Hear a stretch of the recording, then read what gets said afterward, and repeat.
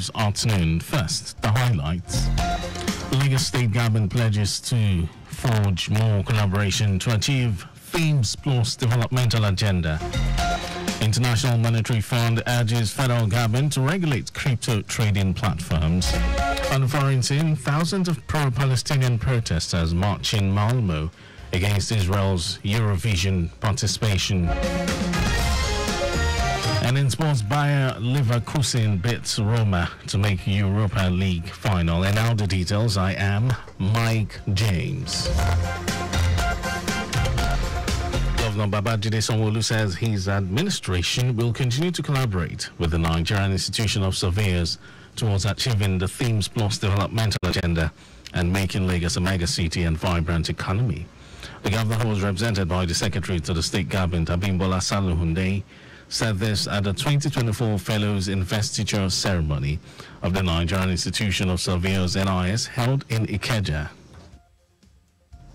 Governor Sanwo-Olu, who congratulated the newly inducted fellows, said his government will not relent in collaborating with surveyors and ensuring a vibrant, healthy, prosperous, sustainable, more resilient and livable environment for all residents.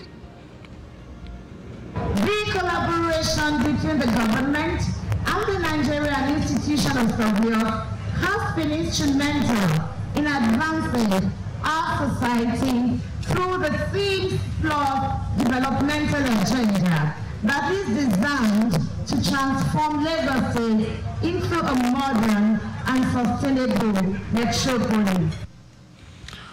The guest speaker and a member House of Representatives, Jeremy Feludu constituency, Lagos, Kalejayo Paul, who spoke on the dynamics of leadership and dilemma of fellowship, called on Nigerians to persevere, be patient and tolerant as President Bola Tinubu's government makes efforts to fix the current situation in the country.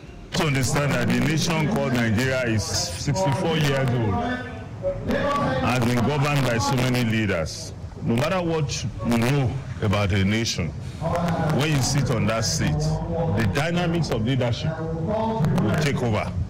So what we're seeing today is an interplay of the dynamics of leadership. But then, if you are focused, you are targeted, you get over the dynamics. The president of the Nigerian Institution of Surveyors, Matthew Ibitoye, said the program was a call to greater responsibilities as custodians of professional standards and collective values. In his welcome address, Chairman, Board of Fellows, Olushola Atilola, urged government at all levels to use geospatial solutions for economic growth. The Lagos Water Corporation has fulfilled its promise by disbursing compensation and other benefits to disengaged staff. Managing Director Mukhtar Tijani, who made the announcement in Ijora, expressed his sympathy for the staff and emphasized that the ongoing restructuring is essential for propelling the corporation forward and restoring its former prestige.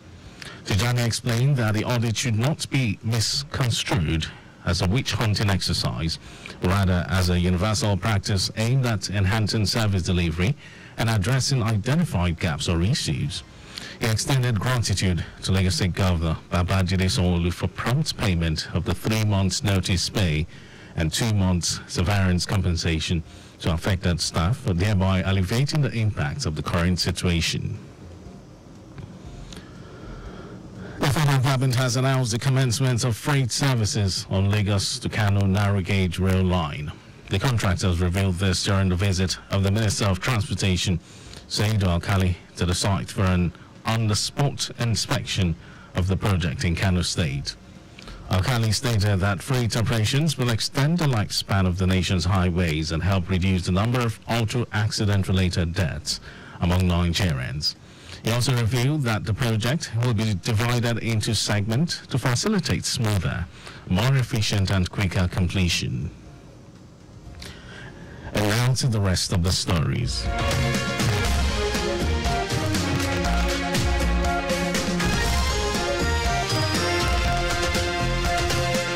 The International Monetary Fund, IMF, has advised Nigeria to ask global crypto trading platforms to register or obtain licenses to operate in the country, subjecting them to regulatory requirements. The IMF's made the recommendation in its latest staff report following the conclusion of its 2024 article for consultation with Nigeria. It emphasized the need for Nigeria to establish a robust regulatory framework to oversee the growing cryptocurrency market, ensuring financial stability and protecting investors, noting that this move aligns with global efforts to standardize cryptocurrency regulations and prevent illicit activities. Today is World Lupus Day. It is an annual observance dedicated to raising awareness about lupus, a chronic autoimmune disease that affects millions of people worldwide.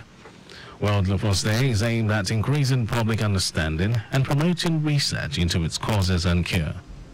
By spotlighting lupus, the observance seeks to lessen the stigma and misconceptions associated with it, while also advocating for the needs of those affected. And over to some foreign news. Thousands of pro-Palestinian demonstrators have marched in the Swedish port city of Malmö against Israel's participation in the pan-continental Eurovision Song Contest. Protesters waving Palestinian flags packed the historic Shortgate Square near Malmö's 16th century town hall before a planned match in a park that is several kilometers from the Eurovision venue. Critics of the decision to let Israel compete said Russia was kicked out of Eurovision in 2022 after its invasion of Ukraine, and Belarus was ejected a year earlier over its government's crackdown on dissent. Police estimated that between 10,000 and 12,000 people took part in the protest. Meanwhile, the contest organizers, who tried to keep Eurovision a non-political event, have rejected calls to bar Israel over the war on Gaza.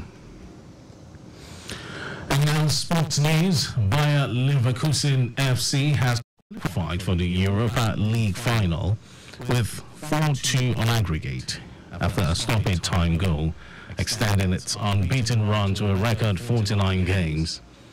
In a rematch of last season's Europa League semi-final, Roma came to Leverkusen 2-0 down after the first leg, but leveled the tie-up despite having little possession, and thanks to penalties in each half from Leandro Paredes.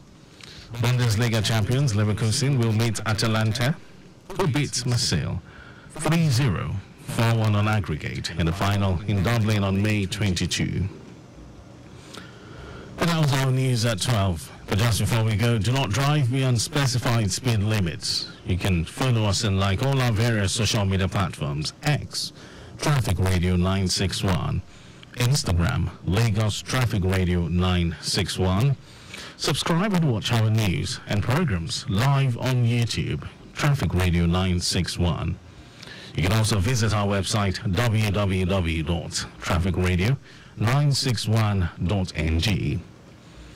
And did you know that the Sanwo-Olu administration engaged independent managers for the management of the Lagos theatres? Well, you can always get more details on the Legacy Government website. And to end the news, here are the highlights of the major stories. Governor Babajide Sanwo-Olu said his administration will continue to collaborate with the Nigerian Institution of Surveyors towards achieving the Themes Plus developmental agenda and making Lagos a mega city and vibrant economy. The International Monetary Fund, IMF, has advised Nigeria to ask global crypto trading platforms to register or obtain licenses to operate in the country, subjecting them to regulatory requirements. And I also told you that thousands of pro-Palestinian demonstrators have marched in the Swedish port city of Malmö against Israel's participation in a pan-continental Eurovision Song Contest. And then in sports, Bayer Leverkusen FC has qualified for the Europa League final with 4-2 on aggregate after a stoppage time goal, extending its unbeaten run to a record 49 games. And for contact with the newsroom, send a message to info@trafficradio961.ng. That ends the news broadcast. It was compiled by Adirayedo Olaya. A beautiful afternoon to you, Lagos, and thank you for listening. It's now time to give way for the lunchtime waka. And have a wonderful time out.